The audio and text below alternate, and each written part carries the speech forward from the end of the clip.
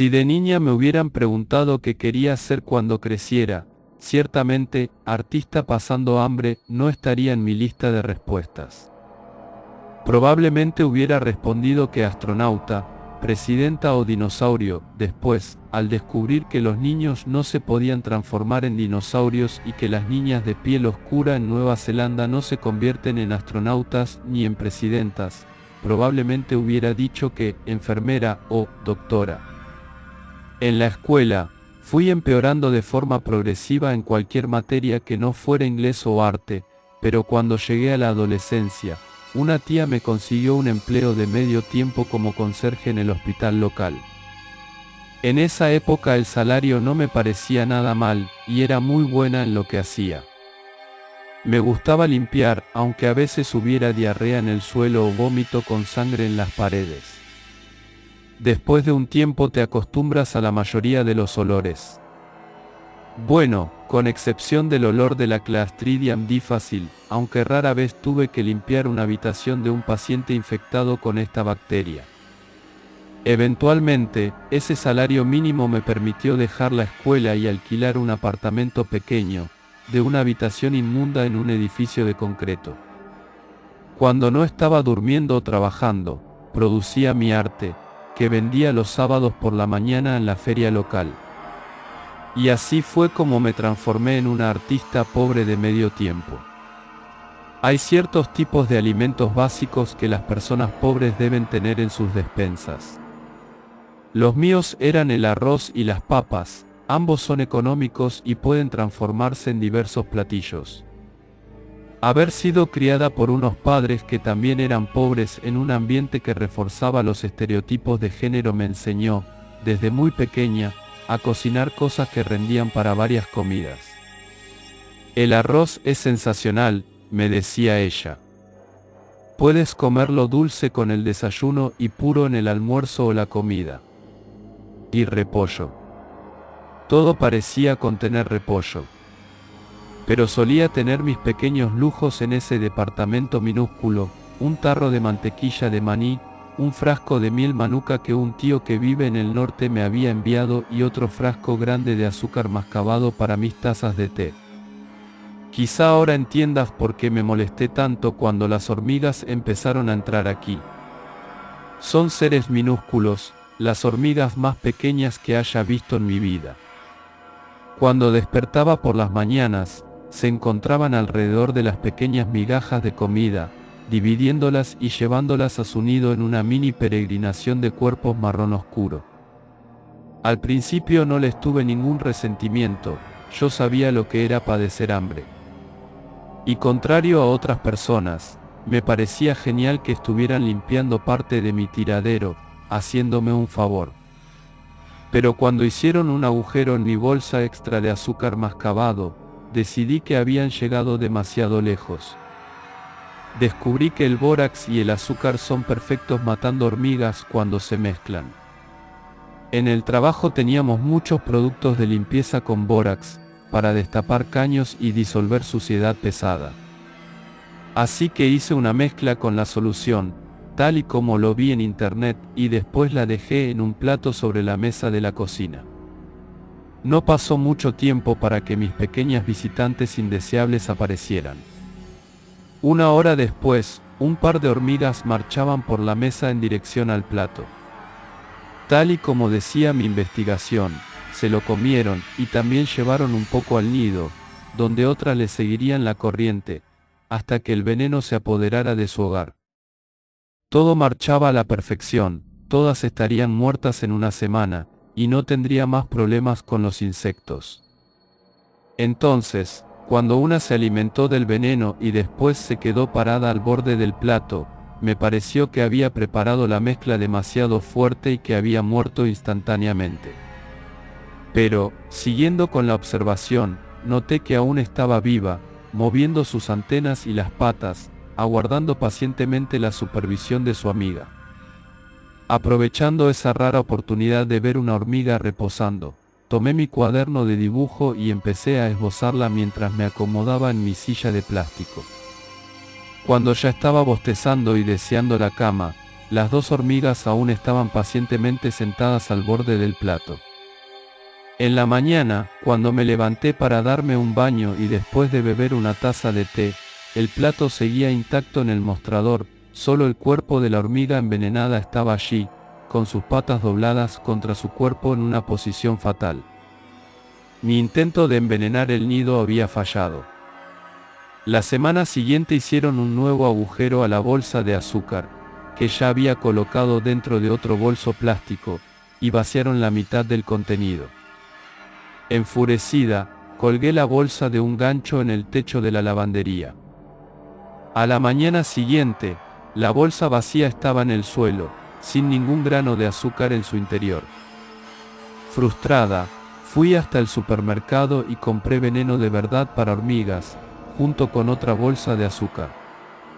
Cuando llegué a casa, coloqué la trampa en el suelo de la alacena y la bolsa de azúcar dentro de un recipiente, el cual puse dentro de un recipiente más grande lleno de agua. La familia de ladrones de azúcar estaba cerca de recibir su castigo. Tuve un sueño agitado, con la puerta de la habitación abierta, intentando irracionalmente escuchar los sonidos de los pequeños intrusos. Una parte de mí se había convencido de que estaban conspirando contra mí. Tenía sueños esporádicos de hormigas gigantes hurgando en la alacena, masticando y haciendo huecos a través del vidrio y del plástico, comiéndose todos los alimentos que podían encontrar. Eventualmente tuve que despertarme y me tambaleé hasta la cocina para beber un poco de agua. Cuando las luces se encendieron, vi movimiento. La bolsa de azúcar había sido extraída del recipiente y estaba abandonada en la encimera. Las hormigas zapateaban con locura sobre el mueble, corriendo para ocultarse en cualquier ranura u orificio que encontraban. Con seguridad sus bocas estaban llenas de azúcar. Pensando rápido, tomé un vaso de vidrio del fregadero y lo puse encima de una de las hormigas, que recién escapaba de la bolsa de azúcar casi vacía. Había atrapado a una de las ladronas. Definitivamente me estaba observando. A donde quiera que iba, se posicionaba dentro del vaso de forma que pudiera verme. Si me acercaba, si la veía, la hormiga se paraba sobre sus patas traseras y golpeaba el vidrio con una de sus antenas. La otra había sido aplastada por el vaso cuando la atrapé. No te voy a soltar, le dije. No hasta que dejen de robarme el azúcar. Dio otros golpecitos. Noté que era mucho más grande que las hormigas que habían aparecido al principio. Era brillosa y oscura, como si la hubieran pulido. Al ser más grande, su rostro era casi antropomórfico, lo que hacía un poco incómodo mantenerla en prisión. Sabes, yo te podría matar, continué. Pero no. Hagamos un trato. De noche colocaré un bote de azúcar blanca frente a la puerta de la casa, allá afuera. Podrán comer y llevarse lo que quieran. Solo no vuelvan a tocar mis cosas. La hormiga me veía a través del vidrio. Estamos. Otros golpecitos. Suspirando, levanté el vaso. La antena de la hormiga se retorció furiosamente por un segundo, después corrió y desapareció por una grieta entre la cocina y la encimera. Si había entendido o no, quién sabe, pero el bote de azúcar en la puerta estaba funcionando. Por las noches iban hasta la puerta, comían, tomaban y llevaban el contenido hasta su nido. Como si el trato se hubiera cumplido, no se aparecieron más en mi cocina. Todo eso me pareció muy gracioso. Era como una mafia, solo que pequeña y de insectos. Mientras yo les pasara cierta cantidad de azúcar, ellas me dejarían en paz. Pese a que estaba contenta con el trato, había alguien que no pensaba así. Mi vecino, Charles. Un anciano con raíces europeas. Charles no tenía tiempo para perderlo en personas como yo. Si mi radio estaba muy alto, golpeaba la puerta con su bastón hasta que bajaba el volumen. Apenas si podía ver televisión a un volumen decente. por lo que solo veía películas en mi celular, evidentemente con auriculares. El barullo allá afuera venía acompañado por la voz estridente y petulante de Charles, gritando una serie de cosas. Abrí la puerta y lo encontré parado, con el bote de azúcar aplastado y pateado hasta el final del pasillo, junto a un camino de hormigas gordas aplastadas en torno a mi tapete de entrada. «Estúpida negra», vociferó en mi contra. «Maldita salvaje ignorante». «Buenas noches, Charles». «¿Por qué diablos alimentas a las hormigas, estúpida?» «Para mantenerlas fuera de mi casa», intenté empezar una explicación, pero me detuvo en seco. «Le contaré al administrador sobre esto. Te arrancará las tripas, serás despellejada este fin de semana, puedes estar segura». «Hasta luego, Charles», le dije sonriendo y azotando la puerta en su cara. Se quedó vociferando afuera durante un tiempo, pero después volvió al departamento. Por la mañana, todos los cuerpos de las hormigas habían desaparecido, y un bote nuevo para el azúcar estaba encima de mi tapete. No escuché palabra alguna del administrador y mucho menos de Charles. Pero no me atreví a volver a alimentar a las hormigas por temor a las represalias.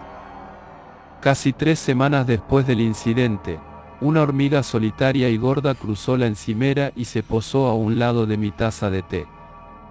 Con su única antena golpeó la taza. Hizo otros golpecitos. Después, caminó con singular alegría desapareciendo por la misma grieta de donde había salido. Aquella noche dejé el bote de azúcar por la parte de afuera, y en la mañana había una sorpresa esperándome. Dentro del bote de azúcar había un lindo colgante de color blanco cremoso. Ya había intentado hacer esculturas con hueso pero, a pesar de mis dotes artísticas, nunca lo lograba. Quien haya hecho aquella pieza, era un artista sumamente talentoso. Era una doble espiral perfecta cubierta de complejos dibujos, muy parecidos a los que mis ancestros usaban. Y todas las mañanas después de ese día, un nuevo colgante de hueso aparecía, tan hermoso como el anterior. Estos colgantes se venden como pan caliente en la feria del sábado. Se venden tan bien que podré alimentar a mis pequeñas amigas durante un buen tiempo. La policía nunca descubrió lo que sucedió con Charles. Dijeron que el equipo forense no encontró nada, ninguna señal de entrada forzada, ningún rastro de pelea. Fue como si el anciano simplemente hubiera desaparecido. La nueva inquilina se presentó aquí el sábado, una señora de ceño fruncido y rostro amargado. La primera noche no paró de golpear las paredes y gritar obsesionadas cuando encendí la televisión. «Apenas y puedo esperar para llevarla a la feria».